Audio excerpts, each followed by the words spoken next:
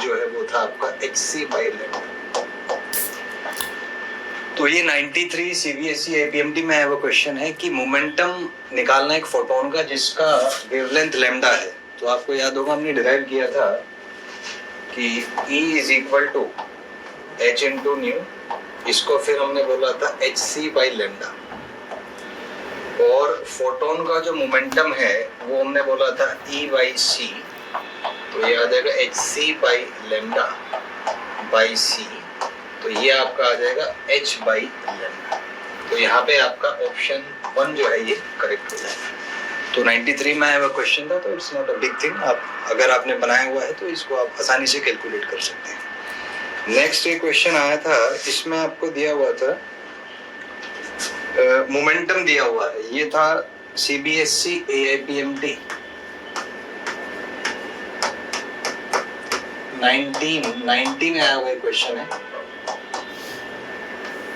तो the question में कहा गया है आपसे कि मोमेंटम दिया हुआ है फोटोन का, momentum is given to be 3.3 multiplied by 10⁻⁻29 kilogram metre per second. ये आपको फोटोन का मोमेंटम दिया हुआ है कि एक फोटोन है जिसका मोमेंटम इतना है, और आपको कैलकुलेट करना है फ्रीक्वेंसी। फ्रीक्वेंसी आपको यहाँ से इसका कैलकुलेट करना है, ये आपका क्वेश्चन है। तो हमें पता है कि मोमेंटम और फ्रीक्वेंसी में क्या रिलेशन है। तो यहाँ से अपन कह सकते हैं कि momentum by energy is equal to hc/λ and momentum is equal to E/c। तो ये आ जाएगा आपका h/c। तो यहाँ से एक डायरेक्ट रिलेशन आपका आ जाएगा मोमेंटम और फ्रीक्वेंसी में। तो हम कह सकते हैं that momentum is equal to h × ν/c। तो यहाँ से न्यू आपका आ जाएगा मोमेंटम × c/h। तो यहाँ पे आप अगर वैल्यू सब्स्टिट्यूट करें तो ये आपका मोमेंटम कैलकुलेट कर सकते हैं। ये दिया हुआ है आपको 3.3 × 10⁻⁻29 मल्टीप्लाइड बाई c, हमें पता है 3 × 10⁸ होता है, और h जो है इट इज 6.6 × 10⁻30। तो यहाँ से आप अगर इसको सॉल्व करेंगे तो ये आपका जो मोमेंटम है, जो फ्रीक्वेंसी है, ये आपका आ जाएगा 1.5 मल्टीप्लाइड बाई 10⁻13 हर्ट्ज। तो इसको अगर आप सॉल्व करेंगे तो यहाँ से आप इसके फ्रीक्वेंसी को कैलकुलेट कर सकते हैं। आंसर आपका ये आ गया। तो यहाँ पे आपने देखा कि प्रीवियस ईयर के जो क्वेश्चंस है उसको मैप करते हुए पढ़ना बहुत ज़रूरी है, ताकि हमें पता रहे कि इसमें से किस टॉपिक पे किस तरीके से क्वेश्चन आते हैं। तो एक बार वो पैटर्न आपने कंप्लीट कर लिया then it is very easy. तो ये दोनों क्वेश्चन उसी पे थे जो हमने फोटोन्स के बारे में पढ़ा है, क्या उनका एनर्जी है, क्या मोमेंटम है, क्या फ्रीक्वेंसी है। तो आप देख रहे हैं ये सब जो क्वेश्चन हैं इन्हीं के मैनिपुलेशंस पे बेस्ड है। कुछ आपको गिवन होंगे, कुछ आपसे पूछेंगे, तो उन्हीं के मैनिपुलेशन पे ये बेस्ड हैं सारे क्वेश्चंस। आगे चलते हैं। इसके बाद एक इसमें हमने फोर्स के बारे में भी पढ़ा था कि जो फोटॉन्स हैं उनमें अगर मोमेंटम है तो चेंज इन मोमेंटम भी होगा, और अगर चेंज इन मोमेंटम है तो फोर्स भी आएगा। तो हमने एक इसको डिराइव भी किया था जब हमने ये टॉपिक पढ़ाया आपको, तो उसमें फोर्स वगैरह कितना होगा, प्रेशर कितना होगा, तो उस पर बेस्ड भी कुछ क्वेश्चन है। तो आइए उनको सॉल्व करेंगे। तो मान लीजिए क्वेश्चन आपको दिया हुआ है कि एक सोर्स ऑफ फोटोन है जिसका पावर आपको दिया हुआ है 100 वॉट, और इसको आप किसी एरिया पे इंसिडेंट करते हैं, और एरिया आपको दिया हुआ है 0.01 मीटर स्क्वायर। ये क्वेश्चन है। एक फोटोन का सोर्स है जो 100 वोल्ट पावर एमिट कर रहा है, और इस पावर को हम इंसिडेंट करते हैं एक सरफेस पे जिसका एरिया है 0.01 मीटर स्क्वायर।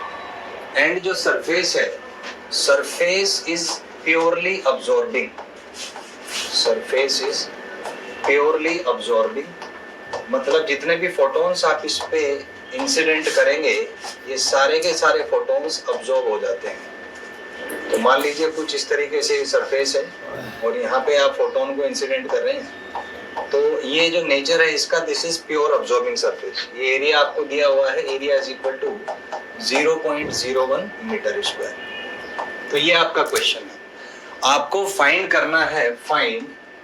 तो इसमें पहला जो ऑप्शन है वो है आपका एनर्जी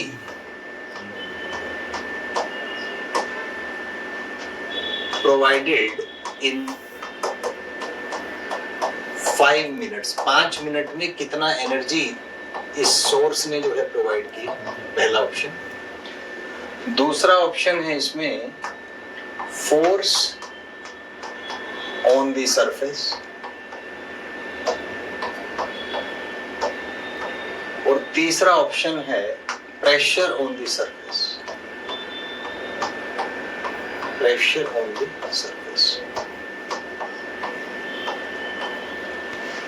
तो आपको एक सोर्स दिया हुआ है जो कुछ पावर रेडिएट कर रहा है 100 वॉट की, और इस पावर को आप एक सरफेस पे इंसिडेंट कर रहे हैं, प्लेन सरफेस पे, जिसका एरिया है 0.01 मीटर स्क्वायर। तो हमें कैलकुलेट करना है फर्स्ट ऑप्शन की, इसमें कितना एनर्जी आपने प्रोवाइड किया, देन कितना फोर्स इस सरफेस पे लगेगा, और लास्ट में प्रेशर क्या होगा। तो सबसे पहले एनर्जी से स्टार्ट करेंगे। तो एनर्जी हमें पता है, पावर और एनर्जी में रिलेशन होता है, that power is equal to energy by time. तो यहाँ से आपका एनर्जी जो है वो आ जाएगा पावर इनटू टाइम। पावर आपको दिया हुआ है 100 वॉट और टाइम है यहाँ पे 5 मिनट्स। तो यहाँ से अगर आप एनर्जी कैलकुलेट करेंगे तो ये आ जाएगा आपका 100 वॉट, और वॉट को आप लिख सकते हैं जूल पर सेकेंड इनटू 5 मिनट, और हमें पता है कि 1 मिनट में आपके 60 सेकंड होते हैं। तो यहाँ से आप एनर्जी जो कैलकुलेट करेंगे तो इस सेकंड से आप इसको कैंसिल कर दीजिए, तो ये आपका आ जाएगा 100 जूल, और इसको मल्टीप्लाई करेंगे 5 इंटू 60 होता है 300। तो ये आपका आ जाएगा 3 मल्टीप्लाइड बाई 10⁴ जूल। तो इतना एनर्जी जो है ये प्रोवाइड होगा आपको 5 मिनट्स के ड्यूरेशन में। So this was the first part of the question. Second part is force. तो सेकेंड पार्ट में है आपको फोर्स कैलकुलेट करना है। तो ये आपको हमने जब ये टॉपिक पढ़ा है तो उसमें बताया था डायरेक्टली कि force is equal to purely absorbing surface के लिए होता है W/C। तो यहाँ से आपको पावर दिया हुआ है 100 वॉट, तो ये 100 आ जाएगा, सारे SI में है तो फोर्स भी SI में ही आएगा, और C का वैल्यू होता है 3 इंटू 10⁸।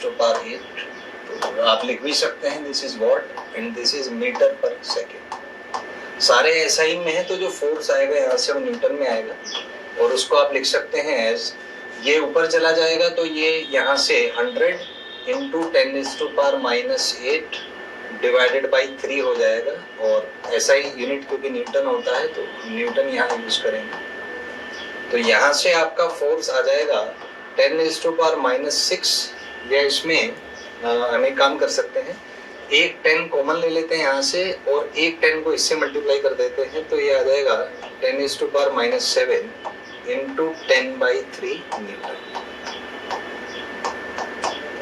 तो यहाँ पे मैंने क्या किया कि ये जो 100 है इसमें जो एक 0 मैंने इधर मल्टीप्लाई कर दिया तो वो आ जाएगा आपका 10⁻⁷ ये वाला, और एक मैंने यहाँ पे 10/3 कर दिया। तो एक 0 10⁻⁸ से मल्टीप्लाई किया और एक 10/3, और यहाँ से आप 10/3 को लिख सकते हैं एज 3.33। तो ये आपका न्यूटन। तो इसको अगर मैं सीधा करूं तो ये आ जाएगा 3.34 मल्टीप्लाइड बाई 10⁻⁷ न्यूटन। तो ये आपका फोर्स आ जाएगा इस रेडिएशंस की वजह से, इन फोटॉन्स की वजह से उस पार्टिकुलर सरफेस पर। तो इसमें हमने सिंपल का रिजल्ट डिराइव किया था that force is equal to W/C power by C। इसको आप डायमेंशनली भी याद रख सकते हैं, पावर होता है फोर्स इंटू वेलोसिटी, C भी वेलोसिटी है, तो force into velocity by velocity वो अल्टीमेटली फोर्स के इक्वल आएगा। तो एज ए न्यूमोनिक आप इसको लर्न कर सकते हैं that power is equal to W by C, sorry force is equal to W by C where W is the power and C is speed of light. तो इसको use करके आप इसको न्यूमोनिक्स बना के याद रख सकते हैं एग्जाम में अगर भूल जाए तो उसके लिए पावर डिवाइडेड बाई C, वहां से आपका फोर्स आ जाएगा क्योंकि डायमेंशनली दोनों सेम है। Third part is pressure. तो हमें पता है कि प्रेशर जो है वो होता है फोर्स बाई एरिया। तो फोर्स अपन ने कैलकुलेट कर लिया 3.34 into 10⁻⁻7 divided by area is 0.01। तो ये यहाँ पे न्यूटन आ जाएगा, ये आपका आ जाएगा मीटर स्क्वायर। तो इसको अगर आप सॉल्व करेंगे तो यहाँ से प्रेशर आपका आ जाएगा 3.34 इंटू 10⁻⁻7 और ये आएगा डिवाइडेड बाई 10⁻⁻2। इसको आप ऊपर ले जाइए, ये यूनिट होगा न्यूटन पर मीटर स्क्वायर। तो इसको आप सॉल्व करेंगे तो प्रेशर आ जाएगा आपका 3.34 इंटू 10⁻⁻5 न्यूटन पर मीटर स्क्वायर। तो ये आपका प्रेशर आ जाएगा। तो यहाँ से आपने देखा कि हमने एक क्वेश्चन लिया जिसमें आपको सोर्स का पावर गिवन था और उसमें आपसे 3 क्वेश्चन पूछे गए थे। First was concern with energy कि 5 मिनट्स में कितना एनर्जी ये सोर्स देगा। तो हमने power is equal to energy by time से एनर्जी कैलकुलेट किया। उसके बाद हमें फाइंड करना था कि ये फोटॉन्स जो हैं वो उस सरफेस पर कितना फोर्स लगाएंगे। सरफेस का नेचर प्योर अब्जॉर्बिंग था, तो वहां से हमने यूज किया force is equal to power upon C, W by C। तो वहां से आपका फोर्स आ जाएगा। Third question was pressure. तो प्रेशर होता है फोर्स बाय एरिया, तो वहां से एरिया से डिवाइड करके आप इसके प्रेशर को कैलकुलेट कर सकते हैं।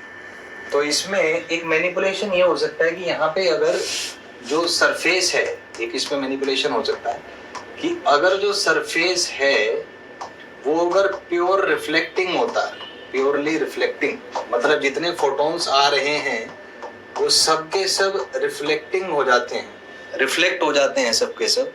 तो हमने डिराइव कराया था कि आंसर में केवल डबल आ जाएगा। तो अगर सरफेस का नेचर प्योर रिफ्लेक्टिंग होता तो सारे आंसर में केवल 2 से आप मल्टीप्लाई कर दीजिए, मतलब फोर्स जो है वो आ जाता है आपका 2W by C और इसी को आगे लिख सकते हैं twice intensity into area by C।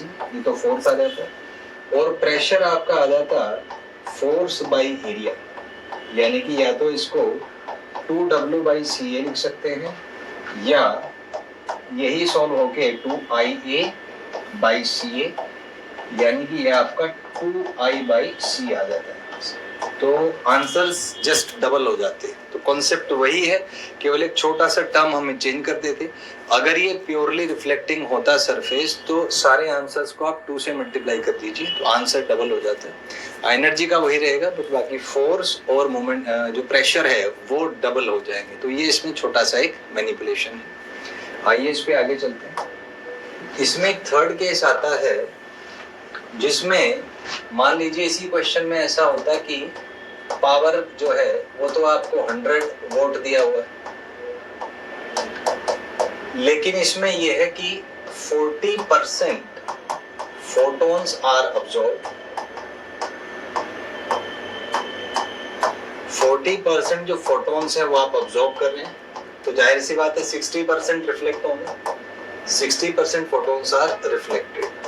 तो अगर ऐसा क्वेश्चन होता तो उसमें अपने को मान लीजिए फाइंड करना है कि भाई फोर्स कितना लगेगा, प्रेशर कितना होगा, ये दोनों चीजें अपने को कैलकुलेट करनी है। तो अब क्या है कि 40% फोटॉन्स अब्सॉर्ब हुए और 60% फोटॉन्स रिफ्लेक्ट हुए। तो मैं मान लेता हूं कि ये कोई सरफेस है, इस सरफेस पे फोटॉन्स इंसिडेंट होते हैं और उनमें से मान लीजिए कि कुछ फोटॉन्स रिफ्लेक्ट होते हैं, सम फोटॉन्स आर रिफ्लेक्टेड, और कुछ फोटॉन्स जो है वो मान लीजिए कि अब्सॉर्ब हो जाते हैं, कुछ फोटॉन्स जो है वो अब्सॉर्ब हो जाते हैं। तो यहाँ पे जो फोर्स लगेगा उसको मैं लिख सकता हूँ force due to absorbed photons plus force due to reflected photons, ये लिख सकते हैं। भाई यहाँ पे मान लीजिए सरफेस पे आपने कुछ फोटॉन्स को इंसिडेंट किया, इसमें से कुछ फोटॉन्स तो अब्सॉर्ब हो गए और कुछ फोटॉन्स रिफ्लेक्ट हो गए और उनका परसेंटेज अपने को गिवन है। और हमें फाइंड करना है कि सरफेस पे लगने वाला टोटल फोर्स क्या होगा। तो हम मान लेते हैं कि भाई अब्जॉर्ब्ड जो फोटॉन्स हैं उनकी वजह से फोर्स है Fa और रिफ्लेक्टेड फोटॉन्स की वजह से फोर्स है Fr। तो हम इसको ऐसे सिंप्लीफाई कर सकते हैं कि F इज इक्वल टू, अब अगर सोचिए कि 100% फोटॉन्स अब्जॉर्ब होते तो फोर्स आता W/c, 100% अगर अब्जॉर्ब होते तो अगर 40% फोटॉन्स अब्जॉर्ब हुए हैं तो मैं लिख सकता हूं कि जो force due to absorb photons होगा वो भी 40% ही हो जाएगा। भाई 100% का W/c, तो 40% का आप 40% से इसको मल्टीप्लाई कर दीजिए, 40/100 से इसको मल्टीप्लाई कर दीजिए। ये तो हो गया अब्जॉर्ब फोटॉन्स की बात। अब आते हैं रिफ्लेक्टेड फोटॉन्स। तो रिफ्लेक्टेड अगर पूरे होते तो उनकी वजह से फोर्स आता 2W/c, लेकिन यहाँ पे 60% रिफ्लेक्ट हुए तो मैं इसको 60% से मल्टीप्लाई कर दूंगा और इस तरीके से मेरा पूरा जो फोर्स है वो अपन कैलकुलेट कर सकते हैं। तो यहाँ से अगर इसको सॉल्व करें तो ये आ जाएगा F इज इक्वल टू, ये हो जाएगा 0.4 इंटू W/c और इसको आप सॉल्व करें तो ये आ जाएगा 0.6 इंटू 2W/c। तो ये आपका हो जाएगा 0.4 W/c प्लस ये हो जाएगा 1.2 W/c। तो यहाँ से आप अगर सॉल्व करें तो ये आ जाएगा 1.6 इंटू W/c। ये आपका फोर्स आ जाएगा। W जहाँ पे पावर है और c is speed of light, तो ये 1.6 into power is 100 and c is 3 into 10⁸8। सारे यूनिट्स SI में है तो यहाँ से जो फोर्स का यूनिट आएगा वो न्यूटन आएगा। तो इसको यदि आप सॉल्व करें तो ये आ जाएगा भाई 1.6 इंटू 10⁻2 ये और -8 ये, तो -6 डिवाइडेड बाई 3। तो ये लगभग 0.5 मल्टीप्लाइड बाई 10⁻⁻6 न्यूटन यहाँ से आपका फोर्स आ जाएगा। तो इस तरीके से आप इसको फोर्स को कैलकुलेट कर सकते हैं। तो ये भी किसी प्रीवियस ईयर में आया हुआ क्वेश्चन, इसी पैटर्न पे, डेटा थोड़ा अलग था बट कॉन्सेप्ट उसमें यही यूज हुआ था। मैं फिर से इसको रिपीट करूंगा। तो ये हमने एक नया टाइप का क्वेश्चन देखा कि इसमें और क्या मैनिपुलेशन हो सकते हैं। तो सोर्स ऑफ लाइट आपको गिवन है, लेकिन उसमें से जो फोटॉन्स अब्जॉर्ब हो रहे हैं और जो रिफ्लेक्ट हो रहे हैं वो परसेंटेज की फॉर्म में गिवन है। 40% photons are absorb and 60% are reflected. तो इस केस में आपको फोर्स निकालना है। तो हमने क्या किया, मान लिया कि फोटॉन्स जो अब्जॉर्ब हैं उनकी वजह से फोर्स है Fa और फोटॉन्स जो रिफ्लेक्ट हुए उनकी वजह से फोर्स आया Fr। तो जो टोटल फोर्स होगा सरफेस पे वो हो जाएगा Fa प्लस Fr। तो यहाँ से हमने Fa प्लस Fr कैलकुलेट किया। तो हमने देखा कि अगर टोटल फोटॉन्स 100% फोटॉन्स अब्जॉर्ब होते तो फोर्स आता W/c। तो अगर 40% अब्जॉर्ब होंगे तो हम उसको 40% से मल्टीप्लाई करते हैं, क्योंकि जिस रेशो में फोटॉन्स अब्जॉर्ब होंगे फोर्स भी उसी रेशो में आएगा। प्लस 60% फोटोन रिफ्लेक्ट हुए तो 100% रिफ्लेक्ट होते 2W/c, तो 60% रिफ्लेक्ट होते तो 60% इंटू 2W/c। उसके बाद हमने कैलकुलेशंस किए and then we find the value. तो यहाँ से आप फोर्स को जो है कैलकुलेट कर सकते हैं। प्रेशर है तो वो फोर्स बाई एरिया से आपका आ जाएगा। तो ये इसमें है। इसमें एक कॉन्सेप्ट और हम देखेंगे। कई बार क्या होता है कि जैसे मान लीजिए ये कोई सरफेस दिया हुआ है तो इस पे जो फोटॉन्स हैं वो किसी एंगल पे इंसिडेंट होते हैं। मान लीजिए थीटा एंगल आपको दिया हुआ है, किसी एंगल पे इंसिडेंट होते हैं, तो उसमें देखते हैं कि उस तरीके के क्वेश्चन कैसे करेंगे। तो मैंने कल भी डिस्कस किया था कि अगर प्योर अब्जॉर्प्शन है, प्योर अब्जॉर्प्शन ऑफ फोटॉन्स है, तो यहां से हम इसको केवल नॉर्मल कंपोनेंट से मल्टीप्लाई कर देते हैं। तो जो फोर्स आएगा आपका वो आ जाएगा W/c इंटू कोस थीटा, और जो प्रेशर है वो आ जाएगा आपका फोर्स बाई एरिया। ये तो उसी तरीके से अपन कैलकुलेट कर सकते हैं।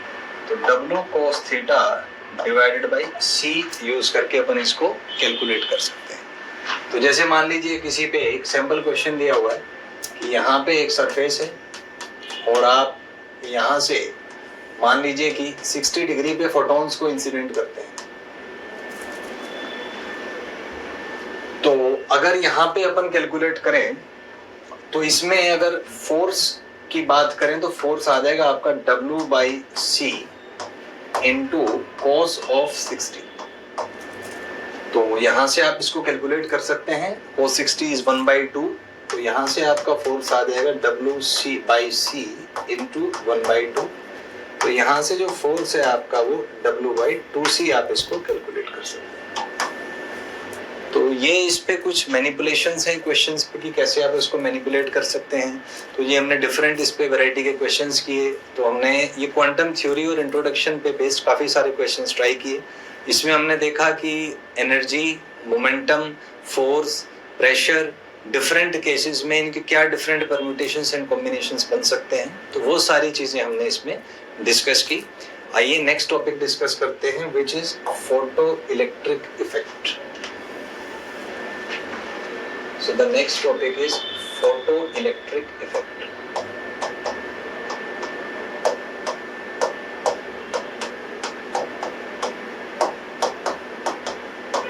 तो ये जो टॉपिक है इसको हम सब टॉपिक्स में डिवाइड करके पढ़ेंगे ताकि इसको समझना थोड़ा सा आसान हो।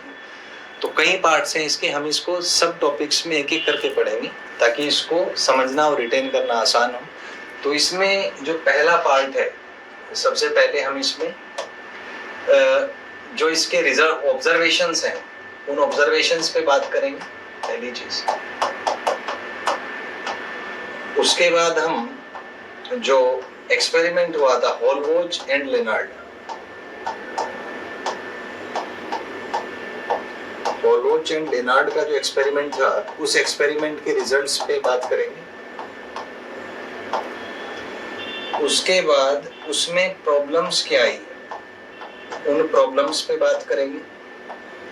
उसके बाद उसके सॉल्यूशंस क्या है उन सॉल्यूशंस पे बात करेंगे। और लास्ट में अपन एक बार फिर से इसकी एनालिसिस करेंगे कि what are the overall analysis of photo electric effect. तो फोटो इलेक्ट्रिक इफेक्ट को अपन एक पैटर्न बना के पढ़ेंगे। सबसे पहले ऑब्जर्वेशंस कि क्या ऑब्जर्व किया गया, what was photo electric effect, उसके ऑब्जर्वेशंस क्या थे, उसके स्टैटिस्टिकल रिलेशंस क्या थे वो पढ़ेंगे। फिर उसके बाद जो एक्सपेरिमेंट था, जिस एक्सपेरिमेंट के थ्रू ये ऑब्जर्व हुआ वो एक्सपेरिमेंट पढ़ेंगे कि what was that experiment, what was the results of that experiment.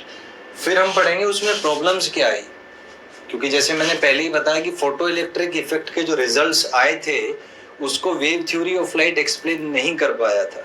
तो उसमें क्या प्रॉब्लम थी, क्यों wave theory of light in results को एक्सप्लेन नहीं कर पाया था, फिर वो देखेंगे। लास्ट में इनका सॉल्यूशंस कि इनको कैसे सॉल्व किया एल्बर्ट आइंस्टाइन ने, क्वांटम थ्योरी ऑफ लाइट ने कैसे इन प्रॉब्लम्स को रेक्टिफाई किया और इनका सॉल्यूशंस दिया। और लास्ट में इसकी ओवरऑल एनालिसिस, इस पे बेस्ड क्वेश्चंस, वही एनसीईआरटी बेस्ड, फिर आपके नीट के पीवाईक्यूज और फिर थोड़े extra question. So this will be the flow of the lecture. तो आइए सबसे पहले स्टार्ट करते हैं ऑब्जर्वेशन से। तो जैसे ये नाम है photo electric effect, the name itself is photo electric effect. तो अगर मैं इसको दो वर्ड्स में मैं तोड़ सकता हूं, पहला है फोटो और दूसरा है इलेक्ट्रिक। तो फोटो का मतलब है लाइट, और light is in electromagnetic wave, समय ऐसा माना जाता था। तो लाइट और you can say that electromagnetic radiation, and electric means electricity.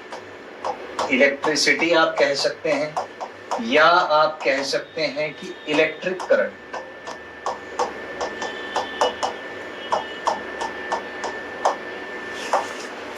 कुल मिला के इसका जो लिटरेटिव सिंपल सा मीनिंग हम कह सकते हैं फोटो इलेक्ट्रिक इफेक्ट का, वो ये है कि जब लाइट इंसिडेंट होने से इलेक्ट्रॉन्स बाहर निकल आए, इलेक्ट्रिक करंट फ्लो करने लगे, तो उस इफेक्ट को अपन एक कॉमन सेंस की टर्म में कह सकते हैं that a photo electric effect. तो ये छोटी सी एक बात हमने कही कि लाइट जब इंसिडेंट होती है मेटल्स की सरफेस पे, तो अगर उनमें से इलेक्ट्रॉन्स बाहर निकल आ रहे हैं और एक करंट कॉन्स्टिट्यूट होता है, तो उस इफेक्ट को अपन नाम देते हैं फोटो इलेक्ट्रिक इफेक्ट। अब आइए इसके बारे में ऑब्जर्वेशंस क्या, एक छोटी सी बात आपसे डिस्कस करूंगा। तो ये जो फोटो इलेक्ट्रिक इफेक्ट है, it was observed bye hertz. इसको जो है हर्ट्ज ने ऑब्जर्व किया था during experiments on during experiments on electromagnetic waves. Second, experiments on photoelectric effect. ये जो फोटोइलेक्ट्रिक इफेक्ट है, इस पे जो एक्सपेरिमेंट है वो हॉलवॉच और लेनार्ड ने किया था. Hallwachs and Lenard. And third was it was explained by Albert Einstein. तो तीन चीजें हैं. इसको ऑब्जर्व किया था हर्ट्ज ने, एक्सपेरिमेंट किया था हॉलवॉच एंड लेनार्ड ने, and it was explained by Albert Einstein, जिसके लिए उनको नोबेल प्राइज दिया गया था 1921 for the explanation of photoelectric effect. तो ये चीजें हम इसमें डिस्कस करेंगे. I hope you get it well. So let's continue with the photoelectric effect. तो यहाँ पे हमने देखा था कि फोटोइलेक्ट्रिक इफेक्ट में फोटो और electric, there are two words. Photo means light and electric means electric current. तो जब लाइट इंसिडेंट होती है किसी मेटल की सरफेस पे, तो उससे इलेक्ट्रॉन्स एमिट होते हैं, जिस इफेक्ट को हमने नाम दिया फोटोइलेक्ट्रिक इफेक्ट. तो सबसे पहले ये हर्ट्ज ने ऑब्जर्व किया था during his experiments regarding electromagnetic waves. और इस पे जो एक्सपेरिमेंट है वो हॉलवॉच और लेनार्ड ने किया था. लेकिन उन एक्सपेरिमेंट के रिजल्ट्स को जो वेव थ्योरी ऑफ लाइट है वो एक्सप्लेन नहीं कर पाई थी, जिसकी एक्सप्लेनेशन एल्बर्ट आइंस्टाइन ने दी थी by quantum theory of light, और जिसके लिए 1921 में उन्हें नोबेल प्राइज भी मिला था. तो आइए इस पे आगे देखते हैं कि क्या है. तो मान लीजिए कि ये ऑब्जर्व किया गया था कि अगर ये कोई मेटल की सरफेस है, तो मान लीजिए इसमें इलेक्ट्रॉन्स हैं बहुत सारे, और यहाँ पे अगर आप फोटॉन्स को इंसिडेंट करते हैं इस सरफेस पे, तो ये हर्ट्ज ने ऑब्जर्व किया कि इनकी वजह से जो इलेक्ट्रिक करंट है वो इलेक्ट्रिक करंट प्रोड्यूस होता है. हालांकि हर्ट्ज का जो एक्सपेरिमेंट था it was on conduction of electricity through gases. तो एक वो ग्लास ट्यूब था, उसके अंदर वो एक्सपेरिमेंट्स कर रहे थे. तो उन्होंने देखा था कि जब एमीटर पे यूवी रेडिएशंस आप ऑन करते हैं तो जो स्पार्क्स हैं वो बढ़ जाते हैं. तो इसका मतलब ये था कि जो यूवी रेडिएशंस हैं वो किसी तरीके से इलेक्ट्रॉन्स के फ्लो को एनहांस कर रहे हैं. तो वहां से ये ऑब्जर्वेशंस लिए गए. तो यहाँ पे मान लीजिए कोई मेटल का सरफेस है, this is a metal surface, और इस मेटल के सरफेस पे यदि आप फोटॉन्स को इंसिडेंट करते हैं तो ये ऑब्जर्व किया गया कि इस सरफेस से कुछ इलेक्ट्रॉन्स बाहर निकलते हैं, जिनका नाम दिया गया फोटो इलेक्ट्रॉन्स. फोटो इलेक्ट्रॉन्स मतलब लाइट की वजह से जो इलेक्ट्रॉन्स बाहर निकले, या इलेक्ट्रोमैग्नेटिक रेडिएशंस की वजह से जो इलेक्ट्रॉन्स बाहर निकले, तो इनका नाम दिया गया फोटो इलेक्ट्रॉन्स. फिर कुछ ऑब्जर्वेशंस थे इस एक्सपेरिमेंट से रिलेटेड, तो वो ऑब्जर्वेशंस मैं आपसे डिस्कस करूंगा. तो ये था सबसे पहले जो फर्स्ट पॉइंट है इसमें, वो फर्स्ट पॉइंट है that when radiations of suitable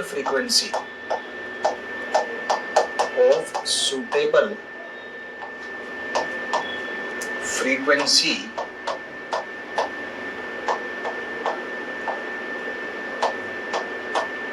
or wavelength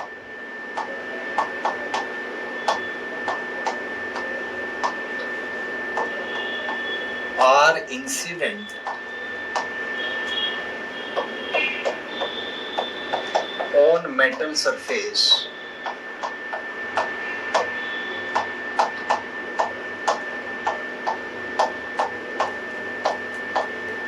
electrons are ejected. Electrons are, you can say that, emitted. तो ये इसका पहला ऑब्जर्वेशन था कि जब किसी मेटल की सरफेस पे आप लाइट को इंसिडेंट करते हैं या किसी इलेक्ट्रोमैग्नेटिक वेव को इंसिडेंट करते हैं तो वहां से फोटॉन्स, ये जो है इलेक्ट्रॉन्स एमिट होते हैं, जिनको नाम दिया गया आपका फोटो इलेक्ट्रॉन्स का. This was the first observation. आपने ध्यान दिया होगा मैंने यहाँ पे लिखा सूटेबल फ्रीक्वेंसी और वेवलेंथ. तो ये ऑब्जर्व किया गया कि ये जो फोटो इलेक्ट्रॉन्स हैं वो केवल तब एमिट होते हैं जब फ्रीक्वेंसी ऑफ फोटॉन्स, वो जो आप इलेक्ट्रोमैग्नेटिक वेव इस पे डाल रहे हैं, जो फोटॉन्स आप डाल रहे हैं, जब उसकी फ्रीक्वेंसी एक पार्टिकुलर फ्रीक्वेंसी से ज्यादा है या उसकी वेवलेंथ एक पार्टिकुलर वेवलेंथ से कम है, तो ये जो फोटॉन्स हैं, ये जो फोटो इलेक्ट्रॉन्स हैं, ये तब एमिट हुए जब frequency of photons was greater then a certain particular frequency which was called the threshold frequency. इसको अपन ने नाम दिया थ्रेशहोल्ड फ्रीक्वेंसी का। तो ये था कि फोटो इलेक्ट्रॉन्स केवल तब एमिट होते हैं जब फ्रीक्वेंसी जो है वो किसी पार्टिकुलर फ्रीक्वेंसी से ज्यादा होती है, जिसका हमने नाम दिया थ्रेशहोल्ड फ्रीक्वेंसी। या ये कह सकते हैं कि जो वेवलेंथ है फोटॉन्स का वो कम होना चाहिए एक पार्टिकुलर वेवलेंथ से, जिसका हमने नाम दिया थ्रेशहोल्ड वेवलेंथ।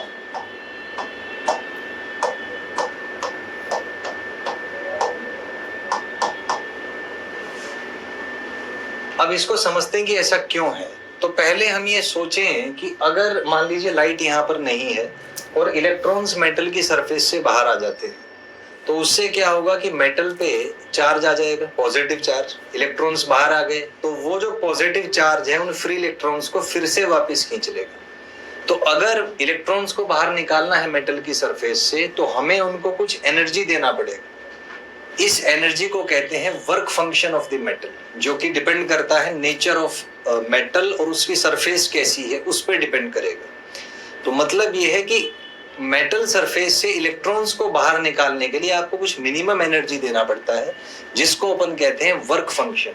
तो वहीं से ये कॉन्सेप्ट आया कि थ्रेशहोल्ड फ्रीक्वेंसी से ज्यादा फ्रीक्वेंसी होना चाहिए, मतलब उन फोटॉन्स का जो एनर्जी है वो एनर्जी एक पार्टिकुलर एनर्जी से ज्यादा होना चाहिए, या उसका जो फोटॉन्स का जो वेवलेंथ है वो एक पार्टिकुलर वेवलेंथ से कम होना चाहिए। तो इन तीनों चीजों को हम रिलेट कर सकते हैं कि फोटॉन्स एमिट होंगे जब उनका एनर्जी एक पार्टिकुलर एनर्जी से ज्यादा होगा। इस पार्टिकुलर एनर्जी को कहा गया वर्क फंक्शन। ये जो पार्टिकुलर एनर्जी है, इस पार्टिकुलर एनर्जी को कहा गया work function, which depends on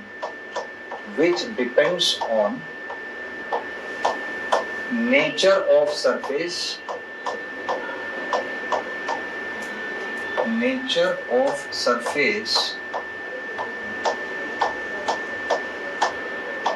and metal।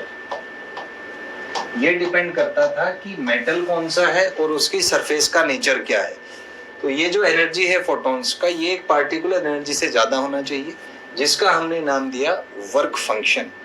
तो वर्क फंक्शन डिपेंड करता है nature of surface and the metal. यहीं से एक अगली चीज आती है वर्क फंक्शन के बारे में, कि वर्क फंक्शन जो है this is the minimum energy. ये है द मिनिमम एनर्जी needed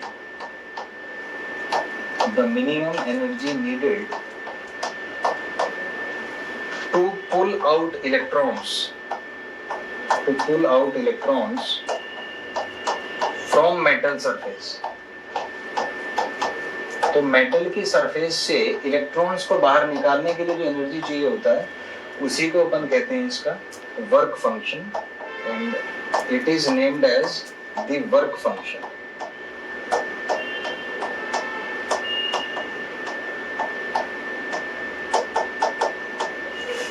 तो हमने अब तक 3 पॉइंट्स डिस्कस किए। सबसे पहले कि फोटो इलेक्ट्रिक इफेक्ट का ऑब्जर्वेशन क्या था। तो ऑब्जर्वेशन ये था कि जब आप फोटॉन्स को इंसिडेंट करते हैं किसी मेटल की सरफेस पे, तो उसमें से इलेक्ट्रॉन्स बाहर निकलते हैं, जिनका नाम दिया गया फोटो इलेक्ट्रॉन्स। फिर हमने ऑब्जर्वेशंस ली उन फोटो इलेक्ट्रॉन्स के बारे में कि ये जो इवेंट हो रहा है, ये जो फोटो इलेक्ट्रॉन्स बाहर निकल रहे हैं, किस कंडीशन में वो बाहर निकल रहे हैं। तो हमें पता लगा कि ये फोटो इलेक्ट्रॉन्स तब बाहर निकलते हैं जब जो फोटॉन्स आप उन पर इंसिडेंट कर रहे हैं उनका एनर्जी एक पार्टिकुलर एनर्जी से ज्यादा होता है, जिसका नाम दिया गया वर्क फंक्शन। जो डिपेंड करता है nature of surface and metal. वो जो मेटल है उसका सरफेस कैसा है और वो मेटल कौन सा है। तो ये जो मिनिमम एनर्जी था, जो वर्क फंक्शन था, ये इस बात पे डिपेंड करता था कि वो जो मेटल आपने यूज किया वो मेटल कौन सा है और उसकी सरफेस का नेचर क्या है। इसके बाद हमने देखा कि जो वर्क फंक्शन है एक्सप्लिसिटली उसको हमने पढ़ा that what is work function. तो work function was the minimum energy, जो मिनिमम एनर्जी आपको चाहिए इलेक्ट्रॉन्स को मेटल की सरफेस से बाहर निकालने के लिए, तो उसको हमने नाम दिया वर्क फंक्शन का। ये हमने अब तक डिस्कस किया। अब इसमें वर्क फंक्शन के बारे में इसी पॉइंट को थोड़ा सा कंटिन्यू करेंगे कि ये किसके लिए मैक्सिमम और किसके लिए मिनिमम है। तो ये जो फाई नॉट है इसका जो डायमेंशन है, तो डायमेंशन होगा इसका वही जो एनर्जी का होता है, और एनर्जी का जो डायमेंशन है हमें पता है m1n2 t-2, इसका डायमेंशनल फॉर्मूला हो जाएगा। तो work function is basically energy, तो इसका डायमेंशन वही होगा जो वर्क का होगा या जो एनर्जी का होगा, और हमें पता है कि एनर्जी का डायमेंशन होता है ml2 t-2, तो ये इसका डायमेंशन हो जाएगा। अगर आपसे पूछें फाई नॉट का ये मिनिमम किसके लिए होता है और मैक्सिमम किसके लिए होता है, तो ये एक पॉइंट है इसमें कि this is minimum for caesium. Caesium जो मेटल है उसके लिए मिनिमम होता है and the value is 2.14 electron volt and this is maximum for platinum. Platinum के लिए मैक्सिमम होता है और इसका जो वैल्यू है वो है 5.65 इलेक्ट्रॉन वोल्ट। तो ये जो वर्क फंक्शन है, ये जो मिनिमम एनर्जी है जो आपको चाहिए किसी मेटल से इलेक्ट्रॉन्स को बाहर निकालने के लिए, ये डिपेंड करता है मेटल पर और उसकी सरफेस का नेचर कैसा है इस बात पर। तो यदि वर्क फंक्शन की बात करें तो इसका डायमेंशन वही होगा जो एनर्जी का होता है या जो वर्क का होता है, और हमें पता है इसका डायमेंशन होता है m1l2 t-2। फिर बात करें मैक्सिमा मिनिमा की, तो जो वर्क फंक्शन है it is minimum for caesium with a value 2.14 electron volt and maximum for platinum which is have a value 5.65 electron volt. अच्छा, यहाँ से एक चीज और कह सकते हैं, अगर आपसे पूछे कोई कि फाइन वर्क फंक्शन का SI यूनिट क्या होगा, तो जाहिर सी बात है एनर्जी है तो एनर्जी का SI यूनिट होता है जूल, तो वो इसमें भी अप्लाई होगा। फिर पूछे आपसे CGS यूनिट क्या होगा, तो वर्क फंक्शन क्योंकि एनर्जी है तो CGS यूनिट वही होगा जो एनर्जी का CGS यूनिट होता है अर्ब। और कोई पूछे जनरली यूज्ड यूनिट क्या होगा, तो जनरली जो यूज्ड होता है इसमें वो है आपका इलेक्ट्रॉन वोल्ट। तो 3 प्रकार के यूनिट्स हम डिफाइन कर सकते हैं वर्क फंक्शन के। पहला SI यूनिट, दूसरा है CGS यूनिट और तीसरा है जनरली यूज्ड और वर्किंग यूनिट्स। तो SI यूनिट जूल होगा, CGS यूनिट विल बी अर्ग and working unit will be electron volt. तो इलेक्ट्रॉन वोल्ट देखते हैं कि इलेक्ट्रॉन वोल्ट क्या है। तो 1 electron volt is equal to 1.602 into 10⁻⁻19 joule. 1 electron volt को अगर हम एनालिसिस करें तो 1 इलेक्ट्रॉन वोल्ट मतलब इलेक्ट्रॉन तो मतलब चार्ज, इलेक्ट्रॉनिक चार्ज, और वोल्ट का मतलब है वोल्टेज। तो आप ऐसा कह सकते हैं कि जब किसी इलेक्ट्रॉनिक चार्ज को, जिसपे चार्ज स्मॉल e हो which is smallest unit of charge integral में फॉर्म में, उसको जब 1 वोल्ट से आप 1 वोल्ट के पोटेंशियल डिफरेंस से आप एक्सेलरेट करेंगे तो उसमें जो एनर्जी आता है that energy is 1 electron volt. ये भी नीट में किसी ईयर में आया हुआ है प्रीवियस में। तो 1 electron volt is equal to 1.602 into 10⁻⁻19 joule. ये इसका कन्वर्जन फैक्टर हो जाएगा। तो इस तरीके से आप इनको रिलेट कर सकते हैं। आइए नेक्स्ट देखते हैं इस पे आगे क्या है। तो जो नेक्स्ट पॉइंट था इसमें वो था कि हमने पढ़ा कि भाई एनर्जी जो है वो वर्क फंक्शन से ज्यादा होना चाहिए। अब किसी फोटोन का जो एनर्जी है, मान लीजिए कि आपके पास एक फोटोन है और इस फोटोन का फ्रीक्वेंसी न्यू है और वेवलेंथ इसका लैम्डा है। एक फोटोन है आपके पास जिसका एनर्जी E है, फ्रीक्वेंसी न्यू है और वेवलेंथ उसका लैम्डा है। तो हमें पता है कि फोटो इलेक्ट्रॉन्स के एमिट होने के लिए एनर्जी जो है वो वर्क फंक्शन से ज्यादा होना चाहिए। अब एनर्जी को मैं लिख सकता हूं एज h इंटू म्यू, तो ये h म्यू फाई नॉट से ज्यादा होगा। तो इसका मतलब जो म्यू है ये फाई नॉट बाई h से ज्यादा हो जाएगा। तो वो जो मैंने पिछले केस में डिस्कस किया था कि जो फ्रीक्वेंसी है वो एक पार्टिकुलर फ्रीक्वेंसी से ज्यादा होना चाहिए, तो वो ऐसे आता है। तो यहाँ से आप देख सकते हैं nu should be greater than phi naught by h। तो अगर मैं इस फाई नॉट बाई h को कोई एक वैल्यू दे देता हूँ न्यू नॉट, तो मैं कह सकता हूँ कि frequency should be greater than और इक्वल टू न्यू नॉट, जिसका मैंने नाम दे दिया थ्रेशहोल्ड। थ्रेशहोल्ड फ्रीक्वेंसी, इसको अपन थ्रेशहोल्ड फ्रीक्वेंसी कह सकते हैं। तो यहां से आप कह सकते हैं कि किसी पार्टिकुलर मेटल के लिए जो थ्रेशहोल्ड फ्रीक्वेंसी है it is given by work function by h, इसको कहा जा सकता है। तो अगर मैं ग्राफिकल एनालिसिस देखूं तो मैं कह सकता हूं कि थ्रेशहोल्ड फ्रीक्वेंसी और जो वर्क फंक्शन है इनके बीच का जो ग्राफ है that will be a straight line. और अगर मैं यहाँ से इसको एंगल थीटा बना दूं तो मैं कह सकता हूं कि tan theta is equal to nu naught by phi naught, ये कहा जा सकता है। और न्यू नॉट यहाँ पे है फाई नॉट बाई h, तो इसको फाई नॉट बाई h लिख लेंगे, इसको न्यू नॉट से डिवाइड कर देंगे। तो यहाँ से जो टेन थीटा आपका आएगा वो 1/h आ जाएगा, विच इज अ कांस्टेंट, जो सबके लिए कांस्टेंट है। ये कह सकते हैं कि इनका जो ग्राफ है वो एक स्ट्रेट लाइन होगा, मतलब जिस मेटल का वर्क फंक्शन जितना ज्यादा होगा उसका थ्रेशहोल्ड फ्रीक्वेंसी भी उतना ज्यादा होगा। तो यहाँ तक हमने देखा कि मेटल की सरफेस से इलेक्ट्रॉन्स निकालने के लिए हमें एक सर्टेन मिनिमम एनर्जी उनको देना पड़ता है फोटॉन्स की टर्म में। तो वहां से हमने कैलकुलेट किया कि अगर फोटॉन्स का एक मिनिमम एनर्जी होना चाहिए तो कम से कम एक मिनिमम उनका फ्रीक्वेंसी भी होना चाहिए, जिसका नाम दिया हमने थ्रेशहोल्ड फ्रीक्वेंसी। तो जो हमारा आ गया work function divided by h, जो डायरेक्टली प्रोपोर्शनल है वर्क फंक्शन के, तो इनके बीच का ग्राफ एक स्ट्रेट लाइन होगा और ऐसे आप इसको कैलकुलेट कर सकते हैं।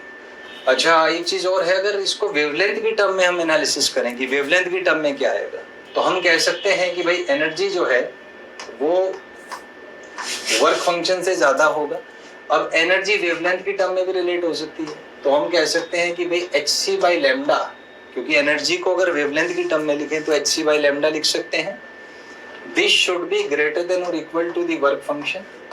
तो यहां से हम कह सकते हैं कि hc by phi naught should be greater than और इक्वल टू लैम्डा, यहां से आ जाएगा hc by phi naught should be greater than और इक्वल टू लैम्डा, या इसका उल्टा कह सकते हैं कि lambda should be less than और equal to hc by phi naught. तो ये जो hc बाई फाई नॉट है इसी को हम कह सकते हैं लैम्डा नॉट। तो यहां से अगर मैं लिखूं तो lambda should be less than और इक्वल टू लैम्डा नॉट, और इस लैम्डा नॉट को हम कहते हैं threshold wavelength. This is called threshold wavelength.